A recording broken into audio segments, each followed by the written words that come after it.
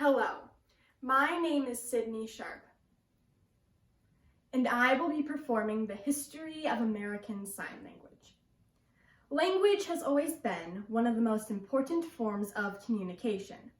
Every language has a long and fascinating history to it, but one of the most interesting languages to study is American Sign Language. American Sign Language, or ASL, is the sign language used in the United States and Canada, where one uses hand gestures, facial expressions, and body language to communicate. So what is the history behind ASL? American Sign Language started with the opening of the American School for the Deaf in 1817, founded by Thomas Hopkins Gallaudet and Laurent Clerc in Hartford, Connecticut. However, ASL and America's deaf community have had a long and challenging history. So now where does this story begin?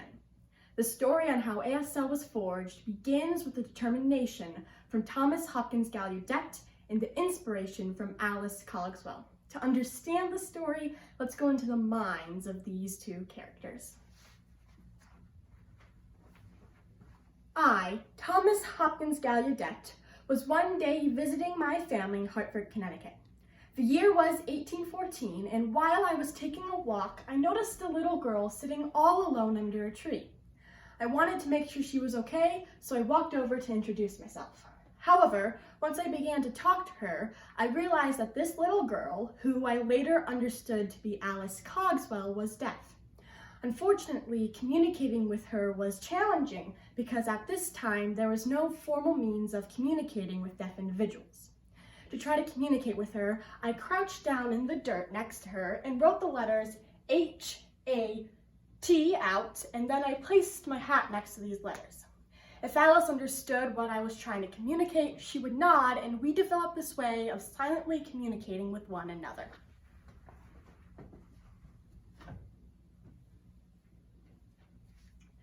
I am Alice Cogswell, and I happen to be deaf. I wasn't born deaf. Instead, I lost my sense of hearing when I nearly died from the spotted fever when I was 2. I had longed to go to school, but I couldn't because there wasn't a real way for me to communicate with teachers and even my own family. In the 1800s, deafness was thought of as some kind of mental disorder, and I don't want to brag, but I was a very intelligent 9-year-old girl, so this stereotype was, of course, wrong. The worst part about it is no one even tried to teach me until I met Thomas Hopkins Gallaudet. After he showed me how to spell hat in the dirt, I got excited, and I introduced him to my father, Dr. Cogswell. That evening, they decided that Mr. Gallaudet was going to teach me to read. I was very excited. Mr. Gallaudet spent his vacation teaching me the English language. I made slow progress, but with time, I was able to read and write a little bit.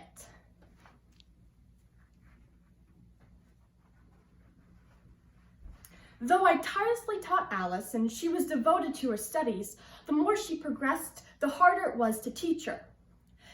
Communication was still difficult, so we would frequently end up frustrated. I eventually asked Dr. Cogswell for his advice. He told me that Alice wasn't the only deaf child in America, and that many others were struggling just like her. He then told me he had heard about schools in Europe that specialize in deaf education. He then asked me if I would go to Europe and learn these ways.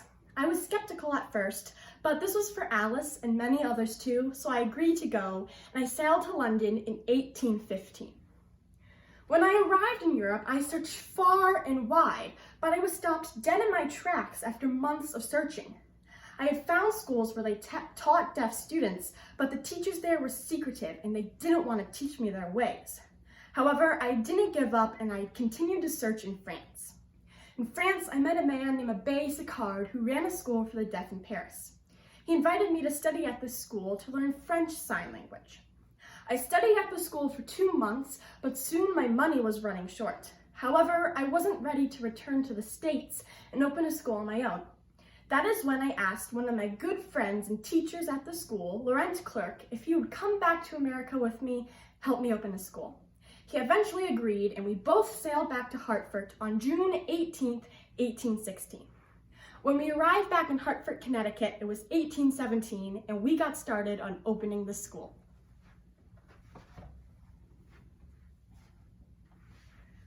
Within months, Thomas Gallaudet and Laurent Clerc had opened up the American School for the Deaf in 1817. When the school first opened, there were only 6 students, me, Alice, being one of them. However, by the time Gallaudet retired, there were over 100 students who could all read and write. One of the reasons why ASL is so fascinating is because how it was created was like one big math equation. What I mean by this is there were students who had very basic signing systems only used in the home that came together with students that had more complex systems used in towns with other deaf individuals. There was also French Sign Language brought over to the States by Gallaudet and Clerc, and these two men also created a way of visually representing English words. When these 4 methods came together, American Sign Language was born out of the mix.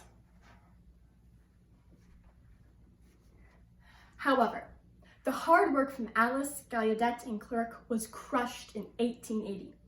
What happened was there were some people who didn't like the idea of sign language. They thought that deaf students should learn to speak and read lips instead of signing. One of these people was none other than Alexander Graham Bell, the famous Scottish inventor. He abused his wealth and power to convince others that ASL was bad. So, in 1880, at the Second International Congress on the Education of the Deaf, a vote was cast, and ASL was banned from schools. Deaf students were forced to spend hours a day learning how to speak and read lips, while they could have been learning math, science, history, and other subjects. If students used ASL, their hands would be tied behind their backs and punishment. How is a student supposed to learn if they can't understand their teachers and their peers? However, America's deaf community fought for the equal rights, and in 1978, a linguist named Williams Decoe published Sign Language Structure that proved that ASL was its own language and should be respected. And in 2010, at the 21st International Congress on the Education of the Deaf, all laws made in 1880 were officially taken down. Another chain of events that was important in deaf education was the creation of Gallaudet University. Gallaudet University is the only university in the whole world that specializes in deaf education.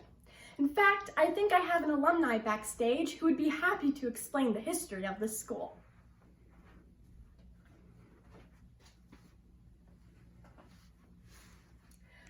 Hello, I'm an alumni from Gallaudet University. Gallaudet University started when Edward Minor Gallaudet became the superintendent of a school for the deaf in Washington, D.C. in 1857. In 1864, this school was granted to give out college degrees. Edward himself actually attended the Second International Congress on the Education of the Deaf. He agreed that oralism could be a great resource for deaf students, but he of course believed in the values of sign language and did not want ASL to be banned from schools. Now back to Gallaudet University. In 1894, the college was named Gallaudet College in honor of Thomas Hopkins Gallaudet, and on October 1986, the school was granted university status. Every human being has the right to a language and a communication that suits them best, and every other human right in general. After the opening of the American School for the Deaf in 1817, American Sign Language was born, and because of the determination from the America's deaf community and all of their supporters, the deaf, hard of hearing, and mute community of America has since been able to communicate using a language known nationwide. Thank you for watching.